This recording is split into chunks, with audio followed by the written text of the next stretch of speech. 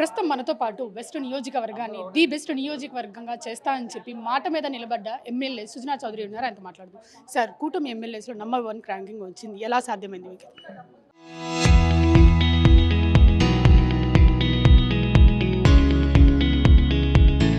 ప్రజల సహకారం, ఇక్కడ ఉన్న ప్రభుత్వ సహకారం అన్నిటి మూలాన ప్రభుత్వం వాళ్ళు నిర్వహించిన అనేక పారామీటర్స్లో ఆ పారామీటర్ బేస్డ్గానే ఇది నెంబర్ 1 అని అన్నారు. డెఫినెట్గా మిగిలిన కాన్స్టిట్యూన్సీస్ కూడా అతి త్వరగా ఈ స్టేజ్కి వస్తాయని నా నమ్మకం. చంద్రబాబు నాయుడు గారు ఎప్పుడూ కూడా కాంపిటీషన్ పెడితే బాగా ఇంప్రూవ్ అవుతుందని నమ్ముతారు ఆయన. కాబట్టి మా నియోజకవర్గంలో వీలైనంత వరకు అందుబాటులో ఉండి అన్ని పనులు చేసి పెడుతున్నాం ప్రజలకి. ఇంకా చేయవలసింది చాలా ఉంది. ఈ అసెంబ్లీ సమావేశాల్లో మీ పార్టీ తరపు నుంచి ఏ విషయాల మీద చర్చించబోతున్నారు? అంటే జనరల్గా డిఫరెంట్ ప్రాబ్లమ్స్ ఉన్నాయి. ఆ సమస్యలన్నీ కూడా మేము ఈరోజు మీటింగ్ పెట్టుకున్నాం. మేము రేపు ఎల్లుండి అసెంబ్లీలో చర్చిస్తాం.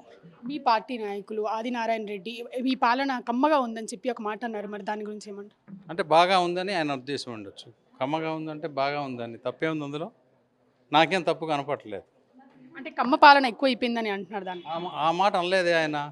కమ్మగా బాగా ఉందని అన్నారు. టేస్ట్ బాగా ఉంటే కమ్మగా ఉందని అంటారు. అంతవరకే నాకు తెలుసు. అంటే లడ్డు విషయంలో మీ స్టాండ్ ఏంటి సార్? బీజేపీ స్టాండ్ ఏంటి తిరుపతి లడ్డు విషయంలో కల్తీ గురించి? అందులో కలుషితం అయిందా అవ్వలేదా?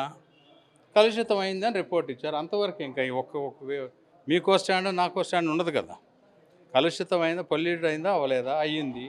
దాని మీద కావాల్సిన చట్టం తన పని అది చేసుకుపోవాలి.